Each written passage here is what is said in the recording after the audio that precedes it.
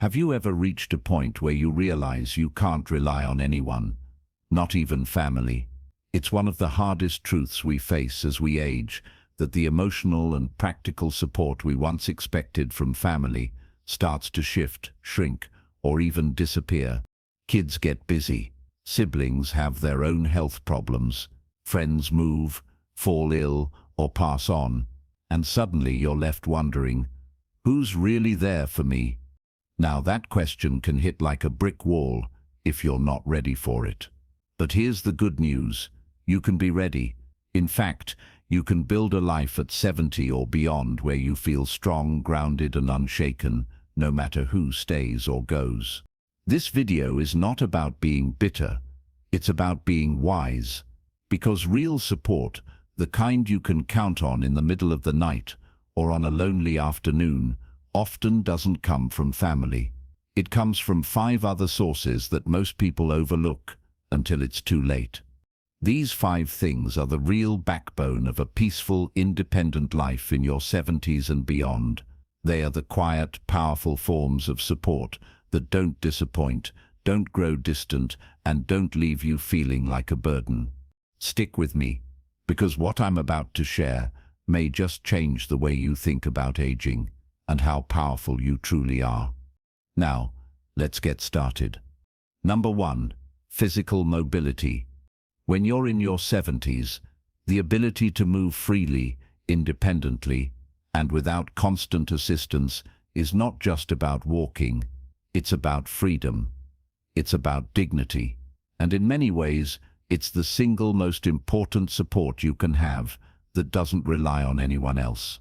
Physical mobility means you can get out of bed without help. It means you can cook yourself a warm meal, reach up to your cabinet for the good dishes, or walk out the front door and breathe in the fresh morning air without waiting for someone to assist you. That's power. That's control over your life. And most importantly, that's a kind of emotional support that no one talks about, because it gives you confidence and reduces fear. When you can move your body, you worry less about being a burden. Now, let's be honest. Staying mobile after 70 doesn't mean running marathons or doing backflips. It means protecting your joints, maintaining your balance, and keeping your muscles strong enough to trust your own legs. Small habits like stretching every morning, walking for 15 minutes a day, or using light resistance bands can make all the difference. And it's never too late to start. Many people think the decline in mobility is inevitable. It's not. In fact, the more you move, the more your body fights to keep moving. Your body listens to your actions more than your age. Psychologically, physical mobility helps combat a deep fear that most older adults carry, the fear of helplessness. When your body becomes dependent, your mind starts shrinking too. You begin to second-guess yourself. You stop planning outings. You avoid trips. You decline invitations, not because you're uninterested, but because you fear not being able to manage. That's not aging. That's shrinking. And you don't have to live that way. Take Harold, a 78-year-old man I met at a park in Florida. He walks laps every morning with a cane, rain or shine. I asked him once why he's so committed, and he said, because the moment I stop walking is the moment I start waiting for someone to help me, and I don't want to wait. I want to live. His mobility isn't perfect, but it's his, and it gives him peace. He still drives to the grocery store, still visits friends on Sundays, and still climbs the 3 steps to his front porch with pride. Not because someone built a ramp for him, but because he refused to stop moving. The reality is, when you invest in your body, even a little bit, it gives you back a level of freedom most people don't appreciate until it's gone. Family may not always be there to take you to appointments or help you get up from a fall, but if your legs are strong, your core is stable, and your balance is steady, you can delay those needs. You can keep your independence longer than most expect. And that's the kind of support that gives you confidence, not just physically, but emotionally. So, if you're feeling stiff or weak these days, that's okay. Don't judge yourself, but start where you are. Move a little more today than you did yesterday. Stretch while you wait for your coffee to brew. Take one extra lap down the hallway. Because every small effort builds something big. Your own reliable foundation, a foundation that walks beside you every step of the way, no matter who else shows up. Number 2, financial simplicity. When you reach your 70s, peace of mind doesn't come from how much money you have in the bank.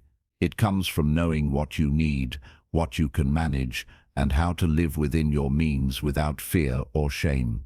Financial simplicity is one of the strongest supports you can rely on, and it's one of the few you can fully control without needing anyone else. You see, complicated finances become emotional baggage, juggling multiple accounts, trying to track every subscription, or feeling overwhelmed by credit cards. It's not just stressful, it eats away at your sense of stability. And when you're older, stability isn't just about comfort, it's about survival. Because no matter how much family loves you, they can't erase financial chaos. But a clear, simple plan can carry you through the roughest patches like a sturdy cane for your soul. And here's the thing most people miss. Simplifying your money doesn't mean giving up control. It means gaining control. A modest lifestyle that fits you, not someone else's expectations. The freedom to buy what you need without second-guessing every dollar. It's like clearing out a cluttered closet. Once things are in order, your brain can rest. Psychologically, financial simplicity removes one of the biggest sources of late-life anxiety, uncertainty. Many older adults lie awake at night wondering, will I outlive my savings? What if I can't afford a caregiver someday? And these questions haunt them more than physical pain. But when you know where your money goes, when your spending is intentional and your needs are covered without stretching, you sleep better. You walk taller. You feel steadier. Let me share something from my neighbor Lorraine, a 74-year-old widow who once worked as a librarian. After her husband passed, she sat down with a financial counselor and decided to downsize. Smaller home, fewer bills, one credit card, and no more subscriptions she didn't use. She told me, I used to be afraid to check the mail. Now I open every envelope with a clear head and a calm heart. She even started a small savings jar labeled Freedom Fund, just $10 here and there, but it reminds her that she's in charge of her money, not the other way around. What Lorraine did wasn't magic. It was choice. A quiet, deliberate decision to simplify her financial life so she could focus on living, not just surviving. And here's the most powerful part. When your finances are simple, you need fewer people to manage them. You don't have to call your son every time you have a billing question. You don't have to wait for a family member to explain the fine print. You can handle it. You're the captain. So, if you feel overwhelmed by your money right now, take a breath. You're not alone. And you don't need to be rich. You just need to be clear. Cancel what you don't use. Combine what you can. Write down what comes in and what goes out. Make it so simple you could explain it to a friend over a cup of coffee. Because in the end, peace isn't in the numbers, it's in the knowing. If you're still watching this video and finding these insights valuable, please comment number 2 below to let me know you're here. And if you haven't subscribed yet, I recommend you subscribe and turn on the bell so you don't miss any videos. Your support helps us continue creating good content to inform and inspire you. Now, let's move forward. Number 3. Consistent health routine. At 70 and beyond, your strongest support isn't your children, your neighbors, or even your doctor. It's your daily health routine. I'm not talking about trendy workouts or expensive supplements. I mean the small, steady actions that you repeat every day to keep your body and mind in working order. This is the kind of self-reliance that builds true independence. Because when your body feels steady, so does your spirit. You see, many people wait until something goes wrong before they start paying attention to their health. But that's like patching a leaky roof during a thunderstorm. It's reactive, and it keeps you in crisis mode. A consistent routine flips that. It puts you in charge. When you walk every morning, drink your water, stretch your legs, take your medications on time, and eat what fuels you, not just what fills you, you are creating a rhythm of respect for yourself. And that rhythm carries you forward on the days when motivation is low and the body feels heavy. There's a hidden power in routine, especially in later years. Psychologically, routines reduce anxiety because they remove decision fatigue. You don't have to ask yourself, should I do this today? You just do it. That predictability creates stability, which leads to confidence. And confidence is what keeps you from feeling like a burden on others. It lets you say, I am still capable. I am still in motion. I still take care of me.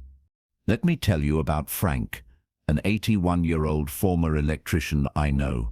Every morning at 6 a.m., he makes a cup of green tea, does 15 minutes of chair stretches, takes his morning meds, and goes for a 30-minute walk around the block, rain or shine. He told me once, it's not about exercise. It's about telling myself every morning that I still matter. That hit me, because Frank's routine isn't about fitness. It's about identity, about staying connected to the part of himself that refuses to quit just because the years are adding up. And here's something you might not realize: when you have a routine, you actually need less help, not more. You're less likely to forget your pills, less likely to have falls, less likely to feel lost in the day. It's like building a sturdy path in a foggy forest. Even when things feel unclear, your feet know where to go because they've walked it every day. That's real support, and it doesn't depend on anyone but you. Of course, some days are harder than others. Your joints ache, or your energy dips, or the weather keeps you inside. That's okay. The routine can be flexible. What matters is not perfection but consistency. A little walk around the house, a few deep breaths by the window, drinking a full glass of water before bed. These aren't big tasks, but together they become a net that catches you, holds you up, and keeps you moving forward with grace. So, if you're feeling stuck, or if you've let your routine slide lately, start small. One habit, one action. Because every time you show up for yourself, you're proving that you are your own best caregiver, and that's a kind of support no one can take away. Number 4, emotional resilience. If there's one form of support that grows more valuable with age, it's emotional resilience. Not money, not even health. Because when your emotions are strong, you can weather just about anything: loneliness, grief, setbacks, and yes, even the disappointments that sometimes come from family. Emotional resilience is what lets you sit in silence without feeling empty, and face hardship without feeling destroyed. At 70, life has likely already thrown you a handful of losses, maybe more: a spouse passing, children drifting away, health declining. And the mistake many people make is thinking that emotional strength means never feeling sad. That's not it. Emotional resilience is about feeling deeply but not being drowned by it. It's about letting the sorrow pass through you, not take root in you. This kind of strength doesn't come from pretending everything sounds fine. It comes from telling yourself, this hurts, but I can handle it. And the truth is, every time you do that, every time you sit with pain without running from it, you become less afraid of what's next. That's powerful. That's liberating. You're not leaning on others to carry your sorrow. You're learning how to hold it without it breaking you. Let me share a story. There's a woman named Eileen, 77, who lost her husband 5 years ago and lives on her own now. I asked her once, what gets you through the hard days? She said, "I light a candle every night, not because I'm religious, but because it reminds me I'm still here. I cry some nights. I laugh others. But I always tell myself, see, you made it through today. See, see." That small ritual is her way of honoring her pain without letting it swallow her.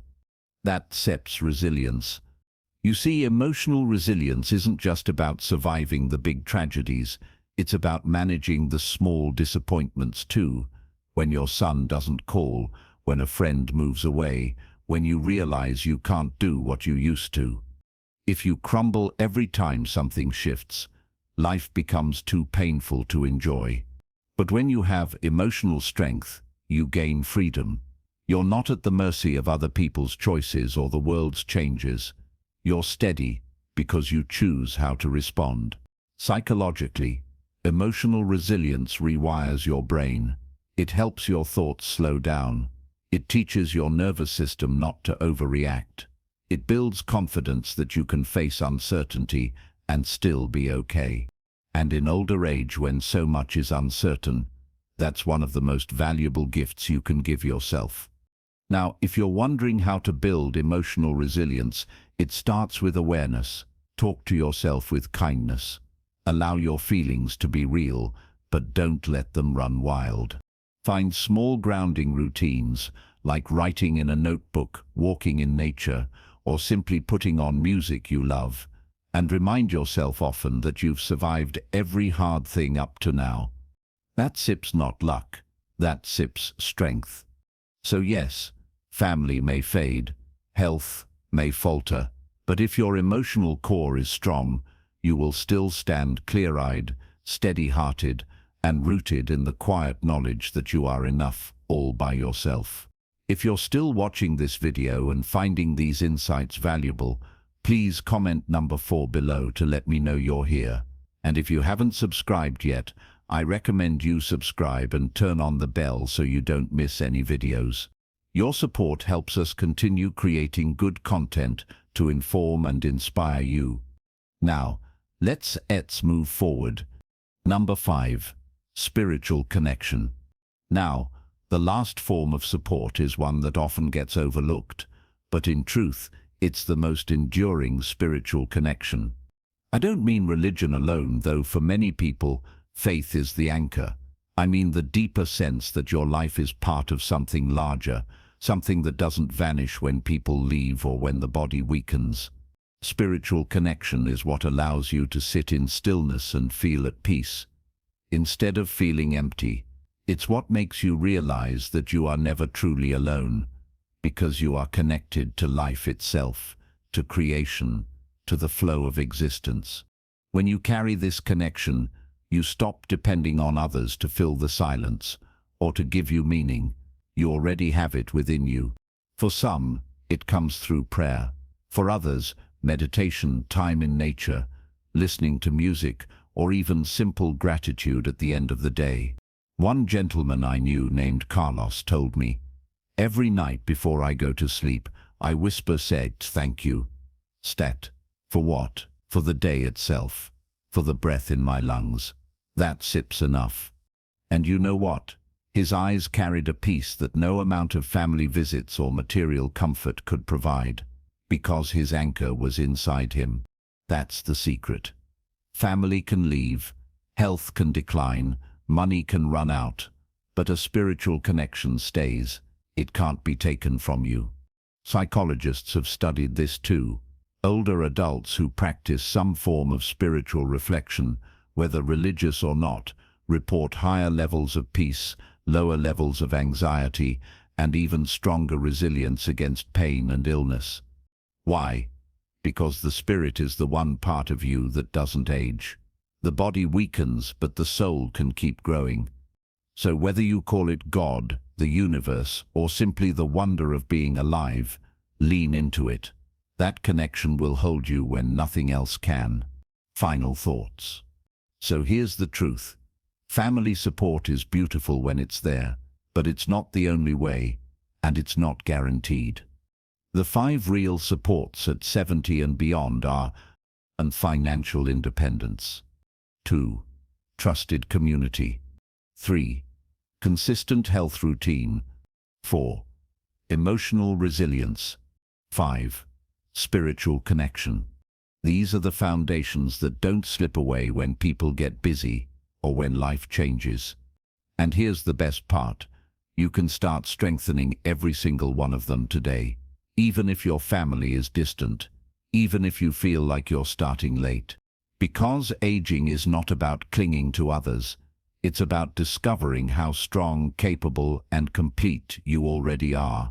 When you build these 5 supports, you stop asking whose step's really there for me, and you start realizing, I am here for me, always.